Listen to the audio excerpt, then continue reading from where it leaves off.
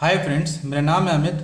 मैं आपको अपने इस यूट्यूब चैनल पर CBSE NCERT books physics, math और केमिस्ट्री के लेक्चर डालूंगा, जिसमें मैं फिजिक्स से स्टार्ट करता हूं। जिसमें चैप्टर 1 है electric charges and field. Part 1 में इसका ऑलरेडी डाल चुका हूं। मैं अभी पार्ट 2 पढ़ा रहा हूं, तो हम स्टार्ट करते हैं। पिछले चैप्टर में मैं आपको पढ़ा चुका हूं कि when any body got electrical charge property, यानी जब किसी बॉडी के पास इलेक्ट्रिकल चार्ज प्रॉपर्टी आती है, then it shows electrical and magnetic phenomena. Electrical phenomena means electrical field, electric force, electric potential. Magnetic phenomena means magnetic force, magnetic field. ये सब मैं आपको पहले चैप्टर में पढ़ा चुका हूँ। साथ में मैंने आपको ये भी बताया है कि what is conductor and insulator. Conductor means they have more number of movable electron which is responsible for electricity flow. Insulator has less number of free electron. Because of this they don't allow electricity to pass. तो मैं ये सब आपको पहले ही बता चुका हूँ। अब मैं आगे बढ़ाता हूँ। मैंने आपको ये बताया है कि जब बॉडी के पास इलेक्ट्रिकल चार्ज प्रॉपर्टी आती है तो वो इलेक्ट्रिकल मैग्नेटिक फिनोमेना शो करना स्टार्ट कर देती है। और इलेक्ट्रिकल चार्ज प्रॉपर्टी बॉडी के पास आ जाती है, इसका मतलब यह है कि बॉडी के पास या तो नंबर ऑफ इलेक्ट्रॉन ज़्यादा है, इसका मतलब नेगेटिव चार्ज ज़्यादा है, या बॉडी के पास नंबर ऑफ इलेक्ट्रॉन कम हो, तो उस बॉडी को बोलते हैं हम पॉजिटिवली चार्ज बॉडी। तो बॉडी में नंबर ऑफ इलेक्ट्रॉन कम करना या बढ़ाना, इसके लिए हमारे पास 3 मेथड है, जिसकी वजह से हम किसी बॉडी को इलेक्ट्रिकली चार्ज कर सकते हैं। So to give anybody electrically charge property we have 3 method. First method is by friction. Second method by conduction. Third method by induction.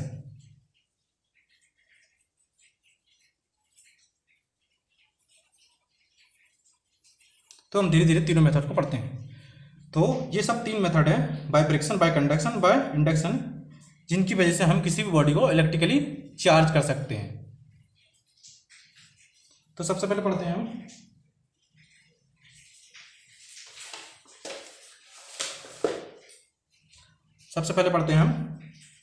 Friction method.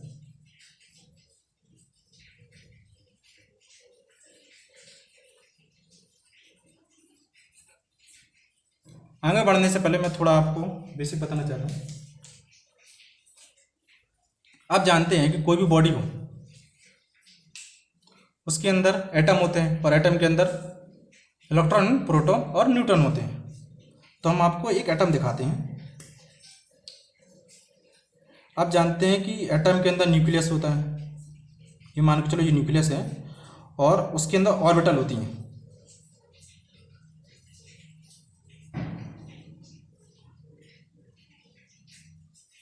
तो मैंने आपको बताया कि बॉडी के अंदर इलेक्ट्रॉन, प्रोटॉन और न्यूट्रॉन होते हैं। तो बॉडी के अंदर एटम होता है, एटम के अंदर होते हैं इलेक्ट्रॉन, प्रोटॉन और न्यूट्रॉन। तो एटम में जो प्रोटॉन होते हैं ना, प्रोटॉन एंड न्यूट्रॉन, वो न्यूक्लियस के अंदर होते हैं। ये न्यूक्लियस है, न्यूक्लियस। तो इस न्यूक्लियस के अंदर होते हैं प्रोटॉन एंड न्यूट्रॉन।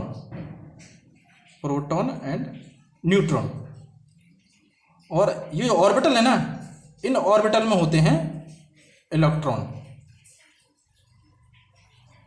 तो कुछ भी करो इन बॉडी में, आप यदि इन 3 मेथड का यूज़ करते हैं हम, by friction, bye conduction, by induction, तो क्या होगा, इन तीनों मेथड में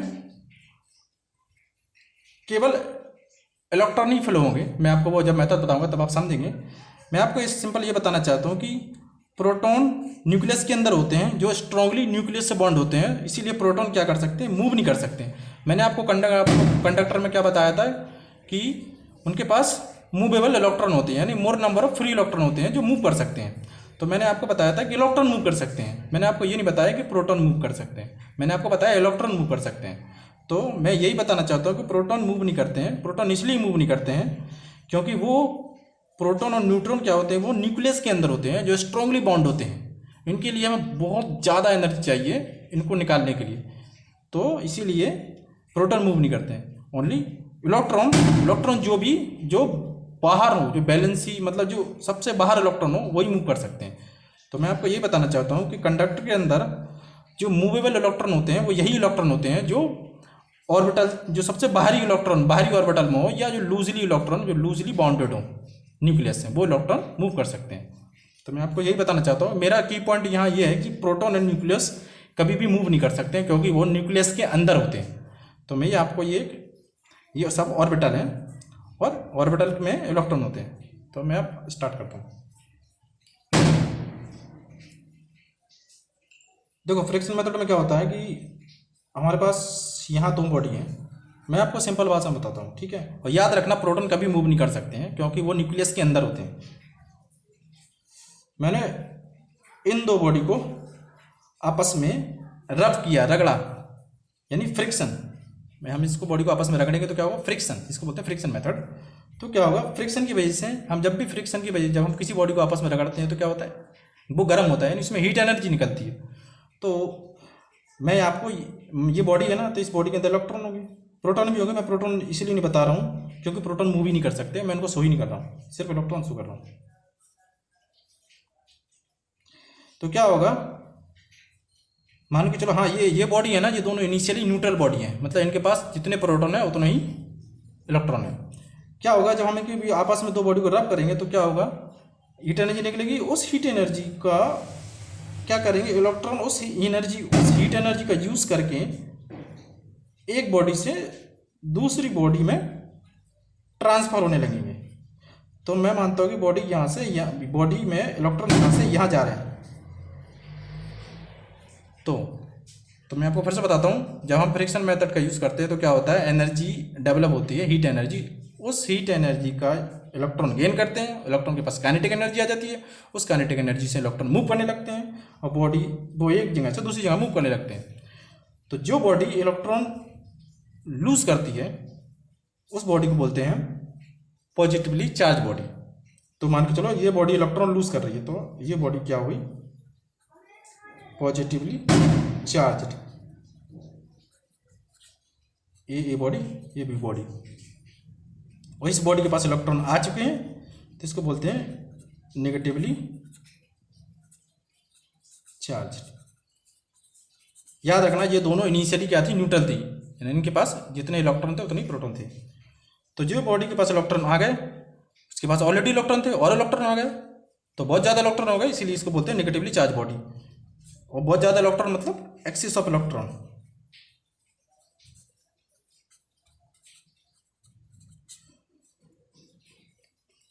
और ये बॉडी इलेक्ट्रॉन लूज की है, इसके पास पहले इलेक्ट्रॉन थे, अब इसने लूज कर दिए बाय फ्रिक्शन मेथड। वो इलेक्ट्रॉन काइनेटिक एनर्जी गेन की और उनकी एनर्जी गेन करने के बाद उनकी स्पीड बढ़ गई या काइनेटिक एनर्जी आ गई और वो ट्रांसफर होने लगे। तो इसने लूज किया, इसके पास कम हो चुके इलेक्ट्रॉन, इसको बोलते हैं पॉजिटिवली चार्ज बॉडी, मतलब नंबर ऑफ इलेक्ट्रॉन में कम हो चुके हैं, यानी डेफिशिएंसी ऑफ इलेक्ट्रॉन। पहले इसके पास थे लेकिन अब इससे इलेक्ट्रॉन चले गए, इसके पास कम हो गए, यानी डेफिशिएंसी हो गई, मतलब कम हो चुके, इसको बोलते हैं डेफिशिएंसी ऑफ इलेक्ट्रॉन।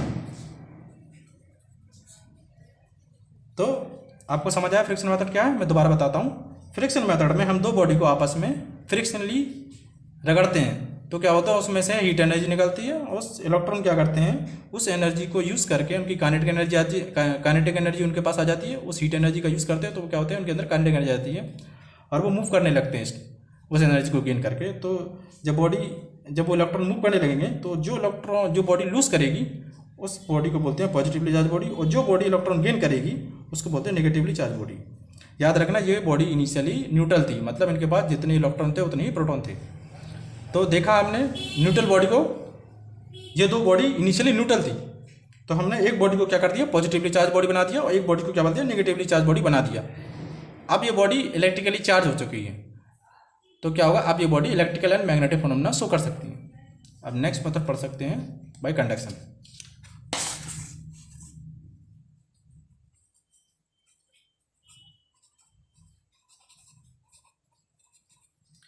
याद रखना, पॉजिटिव चार्ज या प्रोटॉन कभी मूव नहीं कर सकते हैं क्योंकि वो न्यूक्लियस के अंदर होते हैं, स्ट्रांगली बॉन्ड होते हैं न्यूक्लियस से। ठीक है, ओनली इलेक्ट्रॉन कैन मूव, वो भी कंडक्टर के अंदर, इंसुलेटर बॉडी के अंदर मूवेबल, और फिर इलेक्ट्रॉन होते ही नहीं, तो ओनली कंडक्टर के अंदर ही इलेक्ट्रॉन मूव कर सकते हैं, और प्रोटॉन तो मूव ही नहीं करते क्योंकि वो न्यूक्लियस के अंदर होते हैं। ये याद रखना हमेशा। तो मैं आपको कहीं भी शो करूंगा हमेशा इलेक्ट्रॉन ही मूव करेंगे, वो भी मूवेबल इलेक्ट्रॉन जो भी कंडक्टर के पास होते हैं। तो मैंने जो अभी आपको पीछे जो बताया है ना, ये दोनों कंडक्टर हैं तभी तो इलेक्ट्रॉन मूव कर रहे हैं। अगर ये इंसुलेटर होते तो इलेक्ट्रॉन मूव नहीं कर पाते। ठीक है, तो ये याद रखना। अब बाय कंडक्शन पढ़ते हैं। देखो कंडक्शन में क्या है, हम दो बॉडी को डायरेक्ट कांटेक्ट में लाते हैं, सिर्फ कांटेक्ट में, जिसमें हमें पता है कि ये जो मेथड है हम बॉडी को इलेक्ट्रिकली चार्ज करने के लिए पढ़ रहे हैं। तो मान के चलो हमारे पास एक बॉडी है जो इनिशियली क्या है, न्यूट्रल है। तो ये बॉडी क्या है, न्यूट्रल बॉडी। इसका मतलब इसके पास जितने इलेक्ट्रॉन उतने ही प्रोटॉन, या जितने नेगेटिव चार्ज उतने ही पॉजिटिव चार्ज। तो इसके पास मान के चलता हूँ, शुरू में इसके पास 4 नेगेटिव चार्ज थे और 4 पॉजिटिव चार्ज थे। ये मैं अज्यूम करता हूँ, मान के चलता हूँ। न्यूट्रल बॉडी मतलब जितने नेगेटिव चार्ज उतनी पॉजिटिव चार्ज। एक बॉडी है जो कि नेगेटिवली चार्ज है,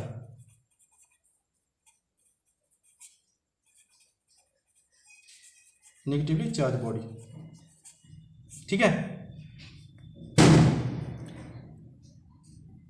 तो ये नेगेटिवली चार्ज बॉडी है, तो मैं इसको केवल नेगेटिव साइन से शो कर रहा हूँ। हालांकि इसमें ज़्यादा नेगेटिव चार्ज है, ज़्यादा इलेक्ट्रॉन है, कम प्रोटॉन है, लेकिन मैं इसको सिर्फ शो कर रहा हूँ नेगेटिवली चार्ज बॉडी, मतलब मैं सिर्फ इसको पूरे नेगेटिव चार्ज से शो कर रहा हूँ। ठीक है, ताकि आपको आसानी से समझ सकें। अब हम इन दो बॉडी को कॉन्टैक्ट में लाते हैं। कॉन्टैक्ट में लाए, इसमें 4, ठीक है, 4 नेगेटिव 4 पॉजिटिव, इसमें नेगेटिव नेगेटिव नेगेटिव। मैंने आपको बताया कि पॉजिटिव चार्ज नेगेटिव चार्ज के बीच में रिपल्सिव फोर्स प्रोड्यूस होता है, जो कि मैं आपको पहले बता चुका हूँ। ये सब एक्सपेरिमेंटली ऑब्जर्व किया गया कि जब हम दो पॉजिटिव चार्ज बॉडी या नेगेटिव चार्ज बॉडी को क्लोज में लाए तो उनके बीच में उनके बीच में रिपल्सिव फोर्स फाउंड किया गया, और पॉजिटिवली चार्ज बॉडी यानी पॉजिटिव और नेगेटिव चार्ज बॉडी को पास में लाए तो उनके बीच में अट्रैक्टिव फोर्स फाउंड किया गया। तो ये देखो, ये नेगेटिव चार्ज बॉडी है और ये न्यूट्रल बॉडी है। तो नेगेटिव चार्ज और पॉजिटिव चार्ज के बीच में क्या होगा, अट्रैक्शन फोर्स होगा। तो अट्रैक्शन फोर्स की वजह से क्या होगा, इलेक्ट्रॉन इसमें से इसमें चले जाएंगे। ये सॉरी ये इलेक्ट्रॉन मूव करने लगेंगे, क्योंकि इनके बीच में क्या डायरेक्ट कांटेक्ट में लाएंगे तो क्या होगा, क्योंकि इसमें नेगेटिव चार्ज बॉडी है और ये न्यूट्रल है, तो इसमें पॉजिटिव चार्ज भी है, तो क्या उनके बीच में अट्रैक्शन फोर्स होगा। तो अट्रैक्शन फोर्स की वजह से क्या होगा, ये इलेक्ट्रॉन यहाँ से यहाँ खिंच के चले जाएंगे, सारे नहीं, कुछ इलेक्ट्रॉन। और तो क्या होगा, अब इसके पास क्या होगा, अभी ये न्यूट्रल थी, अभी इसके पास इनिशियली इसके पास 4 नेगेटिव चार्ज थी, अभी इसके पास अट्रैक्शन फोर्स की वजह से और इलेक्ट्रॉन आ गए, तो इसके पास मान के चलो 2 इलेक्ट्रॉन आ गए, यानी 2 नेगेटिव चार्ज आ गए, और 4 इसके पास पॉजिटिव चार्ज थे ऑलरेडी। अब इसके पास आप देख सकते हैं नेगेटिव चार्ज ज़्यादा है या नंबर ऑफ इलेक्ट्रॉन ज़्यादा है, तो ऐसी बॉडी को हम बोलते हैं नेगेटिवली चार्ज बॉडी।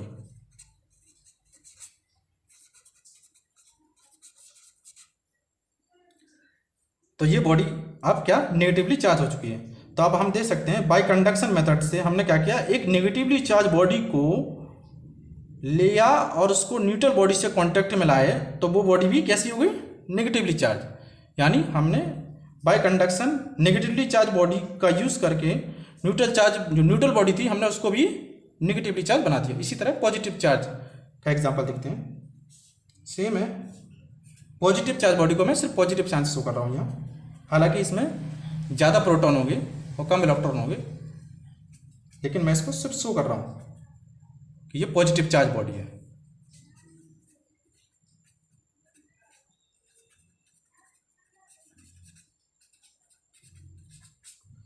अब आप इसको क्या कर रहे हैं कि न्यूट्रल बॉडी से कांटेक्ट में ला रहे हैं। न्यूट्रल बॉडी जिसमें नेगेटिव चार्ज और पॉजिटिव चार्ज बराबर हो।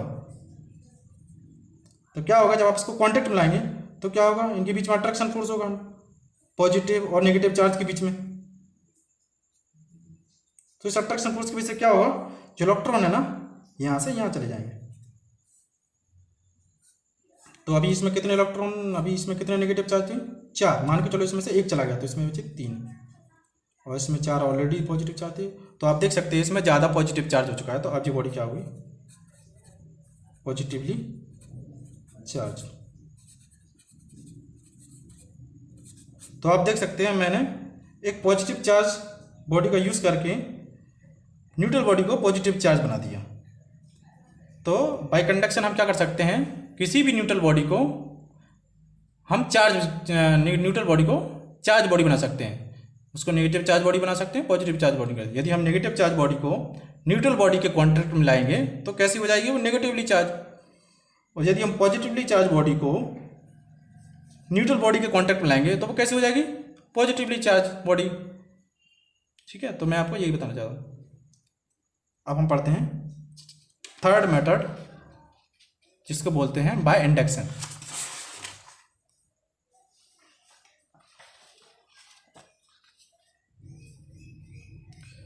देखो, charging by induction means charging by induction means in this process be made any body charged without any contact. मतलब दो बॉडी को हम कॉन्टैक्ट में भी नहीं लाएंगे और हम उन्हें चार्ज भी कर देंगे। तो ऐसे इसको बोलते हैं induction. Induction means to make any body charge without any contact. मतलब हम कॉन्टैक्ट में नहीं लाएंगे उन्हें और हम उन्हें चार्ज भी कर देंगे। तो मैं आपको यहाँ एग्जांपल में इस डायग्राम की हेल्प से मैं आपको समझाता हूँ। देखिए, इनिशियली मेरे पास 2 स्पेयर हैं, 2 मेटालिक स्पेयर यानी कंडक्टर। तो मेरे पास एक मेटल स्पेयर ए, एक मेटल स्पेयर बी, जो दोनों कंडक्टर हैं और दोनों के दोनों ये दोनों एक इंसुलेटिंग स्टैंड पर खड़े हुए हैं। ये कैसे हैं, इंसुलेटिंग।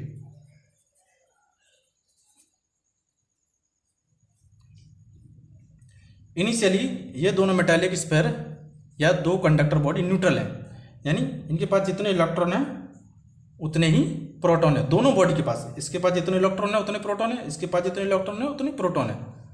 तो अभी ये बॉडी न्यूट्रल है, दोनों बॉडी। अभी ये दोनों बॉडी क्या है, इनिशियली ये दोनों बॉडी क्या है, न्यूट्रल बॉडी। अब इन बॉडी को हमें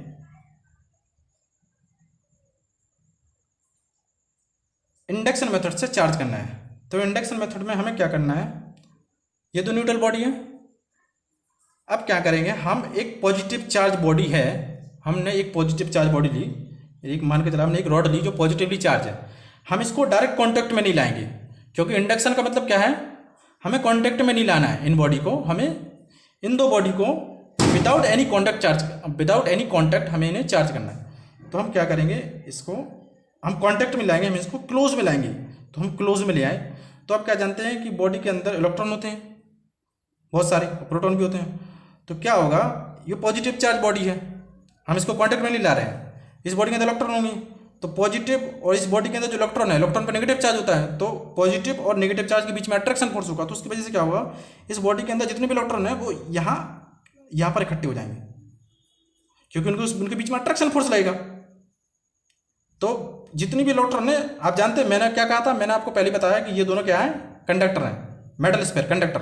तो क्या होगा, कंडक्टर के अंदर इलेक्ट्रॉन मूव कर सकते हैं ना। तो क्या होगा, इलेक्ट्रॉन मूव करने लगेंगे। तो इलेक्ट्रॉन मूव करने लगेंगे तो यहाँ से यहाँ आने लगेंगे और यहाँ पर इधर इकट्ठे हो जाएंगे, मूव करने लगेंगे। ठीक है, अब जानते हैं इलेक्ट्रॉन यहाँ से यहाँ जा रहे हैं, तो इस साइड इलेक्ट्रॉन कम हो जाएंगे, तो ये इस साइड क्या हो जाएगी, पॉजिटिवली चार्ज हो जाएगी। समझ आया आपको। अब क्या करेंगे, हमें क्लोज में रहने देंगे।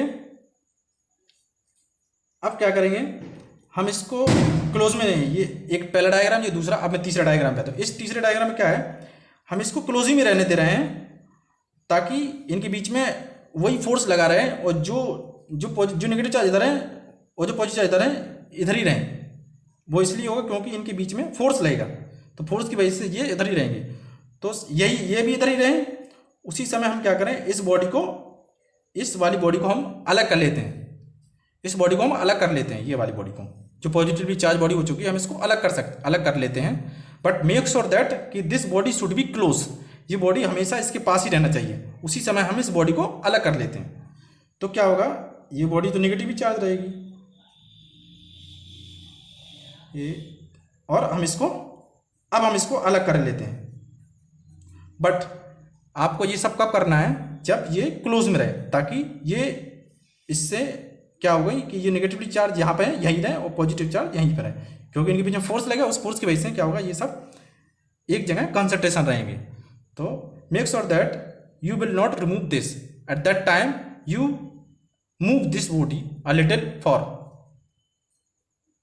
अब क्या होगा, ये बॉडी अलग अलग हो गई। अब क्या कर सकते हैं, आप इसको रिमूव कर सकते हैं, इस पॉजिटिवली चार्ज बॉडी को आप रिमूव करेंगे तो क्या होगा, ये नेगेटिवली चार्ज हो जाएगी और ये पॉजिटिवली चार्ज। अब लास्ट में क्या होगा कि ये पूरी बॉडी पे स्प्रेड हो जाएंगे। तो आप देख सकते हैं हमने इस बॉडी को इसके कांटेक्ट में भी नहीं लाए, और न्यूट्रल बॉडी को हमने एक पॉजिटिव चार्ज बॉडी बना दिया, एक नेगेटिव चार्ज बॉडी बना दिया। तो मैं आपको फिर से समझाता हूँ। Charging by conduction means we have to charge a body without any contact. So this is the process of charging a body without any contact. तो इसमें क्या करते हैं, दो न्यूट्रल बॉडी ली, दोनों ही क्या है, मेटेलिक स्फीयर और कंडक्टर, मतलब इनके अंदर इलेक्ट्रॉन मूव कर सकते हैं। हमने क्या किया, एक पॉजिटिव चार्ज बॉडी है जिसको हम डायरेक्ट कॉन्टैक्ट में नहीं लाए, तो हम पॉजिटिव चार्ज बॉडी को क्लोज में लाए। तो आप जानते हैं बॉडी के अंदर इलेक्ट्रॉन होते हैं, तो पॉजिटिव चार्ज और इलेक्ट्रॉन के ऊपर नेगेटिव चार्ज, उनके बीच में क्या होगा, नेगेटिव फोर्स। और इसमें पॉजिटिव मतलब इसमें प्रोटॉन भी होंगे पॉजिटिव चार्ज, उनके बीच में रिपल्सिव फोर्स भी लगेगा। लेकिन ये बॉडी क्लोज में ज़्यादा है, तो क्लोज में इसके क्लोज ज़्यादा है, तो क्या होगा, इलेक्ट्रॉन, और जब बॉडी जितनी पास हो ना, वो फोर्स उतना ही ज़्यादा स्ट्रॉन्ग होता है। तो ये बॉडी यहाँ क्लोज में है, तो इलेक्ट्रॉन यहाँ इकट्ठे होंगे, तो इलेक्ट्रॉन और प्रोटॉन यहाँ पॉजिटिव चार्ज पास में है ना, क्लोज में, और ये दूर है, तो ये फोर्स ज़्यादा स्ट्रॉन्ग होगा। इसीलिए क्या हुआ, इलेक्ट्रॉन इस साइड खींचे आएंगे और यहाँ पर कॉन्सेंट्रेट हो जाएंगे, और पॉजिटिव चार्ज यहाँ पे। अब क्या हो गए, हम ये बॉडी यहीं रहने देंगे, धीरे धीरे इस बॉडी को अलग कर लेंगे। ठीक है, ये बॉडी यहीं है और धीरे धीरे इस बॉडी को अलग कर लिया। अलग करने के बाद क्या होगा, अब हम इस बॉडी को, अब इस पॉजिटिव चार्ज बॉडी को हम हटा सकते हैं, तो ये यहीं रहेंगे और लास्ट में क्या होगा, ये स्प्रेड हो जाएंगे यूनिफॉर्मली। तो यही बोलते हैं charging by induction. Charging by induction means we have to make, this is the process of charging body without any contact. आगे के लेक्चर के लिए आप मेरे इस चैनल पर देखते रहें। Thank you.